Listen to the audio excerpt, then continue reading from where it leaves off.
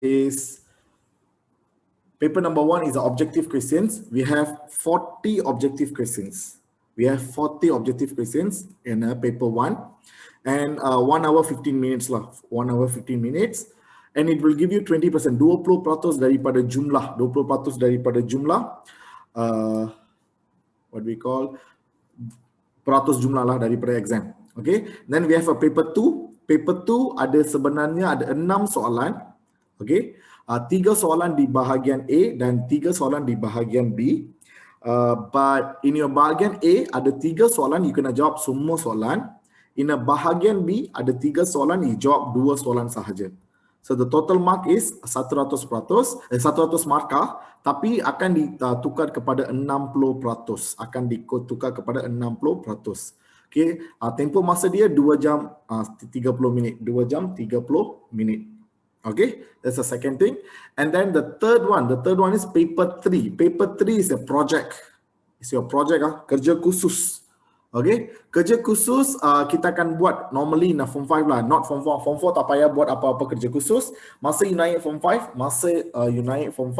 you kena buat satu kerja khusus. Kerja khusus dia, if there's no problem on the all this COVID and everything, project will be on the March until May. March until May kita akan buat kerja khusus. Kerja khusus ini will give you 20 marks. I tell you, this is actually free mark. This is actually free mark. They give you for free. Okay, the 20% ini adalah free mark. You do the project, your school teacher will help you. Actually, normally teachers will help you to do score better marks. Okay, and then sebelum kita pergi SPM, you already have 20 markah, 20 markah. Sebelum you pergi SPM, you sudah ada 20 markah dalam tangan. Okay, so then go to exam to get another 80 marks. So try to familiar with this format. Accounts got 3 papers. Paper 1 and paper 2 is an exam. You need to go for exam. And paper 3 is a project. The project normally you do in a form 5, March until May lah. Okay. So that's it for introduction for format. You all know this format, right? Paper 1, paper 2, paper 3. Okay, so now we go for the accounts. Okay, chapter 1.1. Chapter 1.1. Okay, this chapter 1.1. Perakaunan, subbidang perakaunan dan juga kerjaya dalam badan profesional.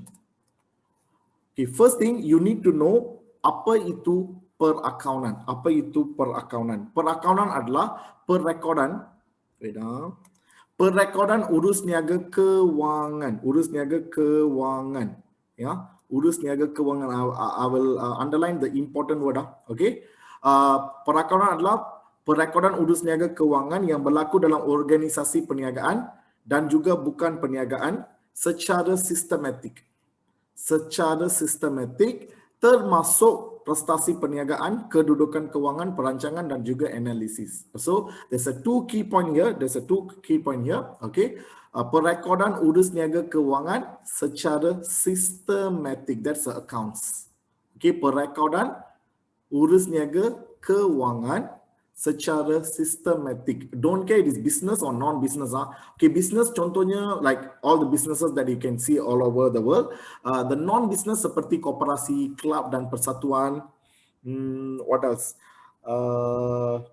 All the non-profit organization also need to do accounts. They also need to do the accounts. Okay. Okay. Now the main difference between perakaunan and simpan kira are two different things. Perakaunan dengan simpan kira are two different thing. Okay, perakaunan adalah, just now we see already perakaunan. So now we see simpan kira. Simpan kira kita ada, you need to remember this. Simpan kira meliputi aktiviti mengumpul, menyusun, menyimpan, merekod dan juga melapor. Kita ada berapa? Ada 5 benda, 5 aktiviti. Simpan kira ini ada 5 aktiviti yang you kena hafal ataupun you kena tahu. Okay? Proses perakaunan meliputi mengumpul, menyusun, menyimpan, merekod dan melapor. Okay? 5M, 5M. Okay? Tetapi perakaunan adalah meliputi banyak lagi. Okay. Can you see? Mengumpul, menyusun, menyimpan, merekod, melapor. 5 ini datang daripada mana? 5 ini adalah sama macam simpan kira. Sama macam simpan kira. Okay, so perakaunan will do the simpan kira work also. Okay, perakaunan will do the simpan kira work also, but perakaunan do extra things. Perakaunan will do extra things. They will do additionally.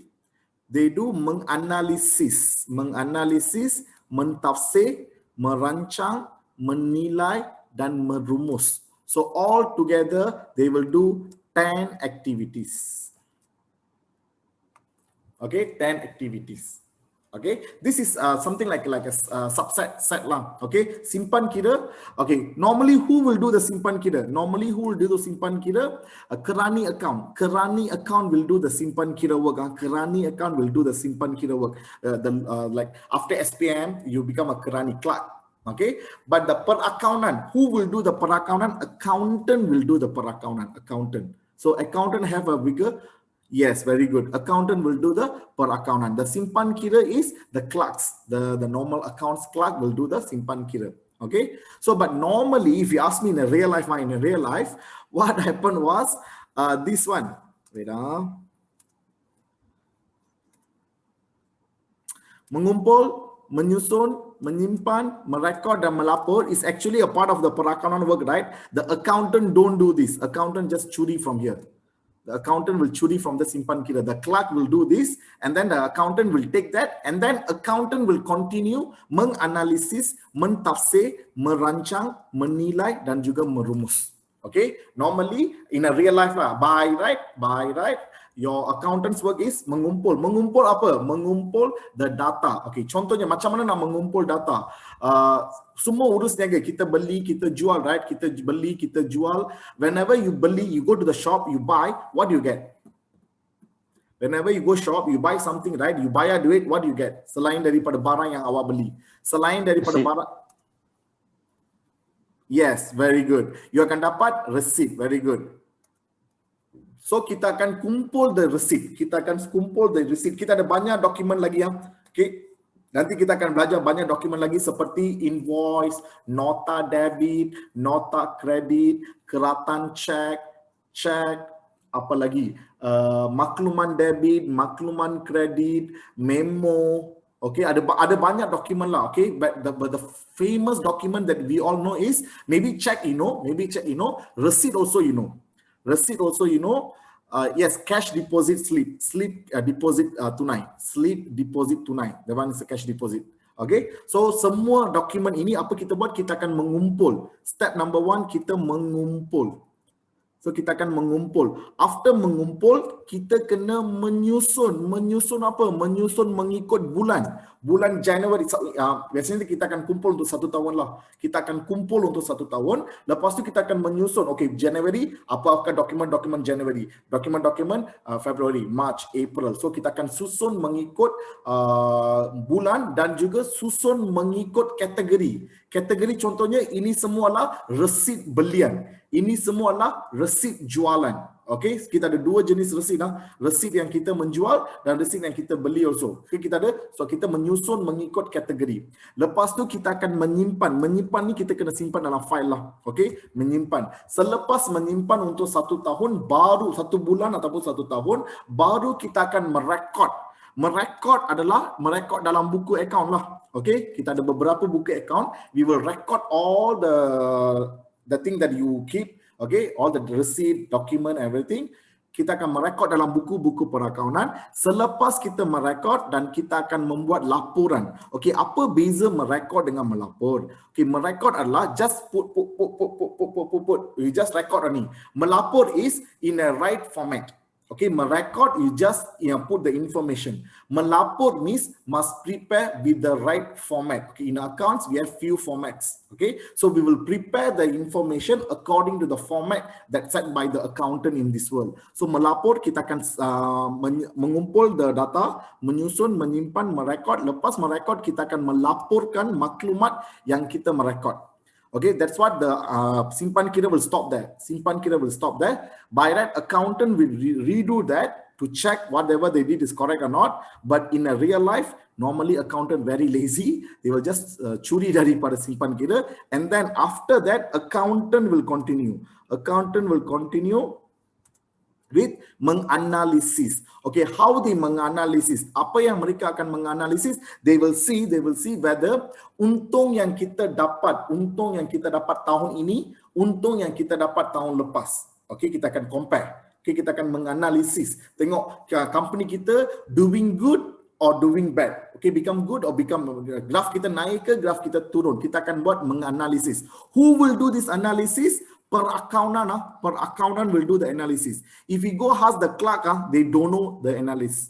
Okay, mereka tak tahu macam mana buat analisis. Okay, that's why accountant ataupun per accountant will do the analysis. Based on the analysis, mereka akan mentafsir. Mentafsir kepada siapa? Mentafsir kepada pemilik. Accountant akan mentafsir, memberikan satu explanation whether my company doing good. Or, contohnya kita ada 5 branch A, B, C, D, E. Daripada 5 branch mana yang bagus, branch mana yang tak bagus. So kita akan sediakan satu laporan mentafsir.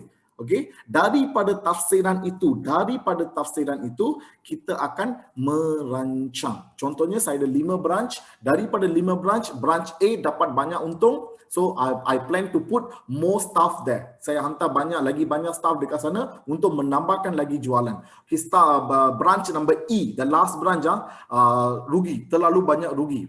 So bila dia ada banyak rugi, apa saya buat? Saya menutup branch itu, pindah dia pergi ke tempat lain. So kita akan buat perancangan. Who will decide all this?